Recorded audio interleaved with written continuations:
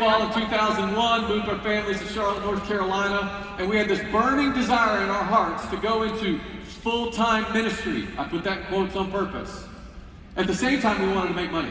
Our dad never made more than like $25K a year, and we're like, I'd like to see what life feels like not having to struggle for money. So 2003, we started a business. We had no business training whatsoever, but we made God a promise. We said, God, we're going to read the Bible cover to cover every year. Genesis 1, Revelation 22, every year. Anything that you teach us about how to build and scale a business and how to make investments, our promise to you is that we'll do it. Within 7 years, we had built that office from one location in Charlotte to 100 locations in 35 different states. From there, we began to open up other businesses in different verticals, and then we jumped into the market, investing it.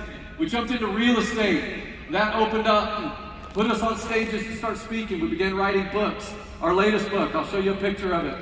This is Wealth Surge. It's all that theology that we just shared with you, along with some practicals on how to grow in wealth. Now, why would I show you this and tell you this?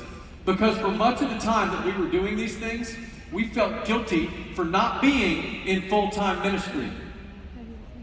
Until one morning, the Lord spoke very clearly to me and asked me a question as I was spending time with Him. Who told you that you weren't in full-time ministry? Who told you that?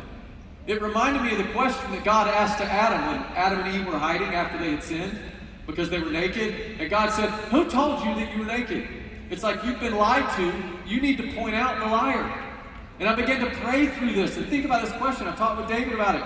And within a 2-week period of time, God began to download some truths about our identities as workplace believers. And you know what? These truths are not just true about my brother and I, but they're also true about every one of you.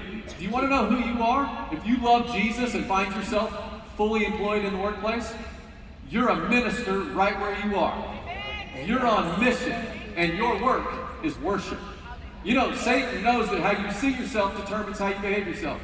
He doesn't want you to know this about who you are. He doesn't want you to know that you're a minister on mission. Your work is worship.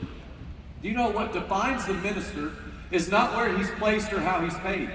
It's about passion, not position. It's about God's presence in your life that puts you in full-time ministry right where you are.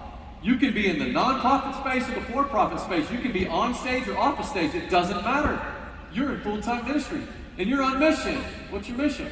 To provide and promote. Provide for your family, future generations. Promote God's kingdom agenda in the unique way that God has gifted you, which is different than how He's gifted us or others. And ultimately, your work is your primary form of worship. Do you know in the Hebrew, the word work and worship were one word? That word is avodah, A-V-O-D-A-H.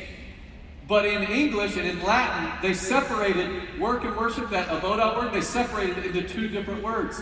Where worship is now what you do on Sunday when you go to church, but work is what you do on Monday when you go to the office and try to earn an income. And that created a false, sacred, secular divide that was never supposed to exist. But when you understand that your work is your primary form of worship, when you know that you're in full-time ministry right where you are and you're on mission to provide and promote, it'll give you brand new eyes to see your role in the workplace.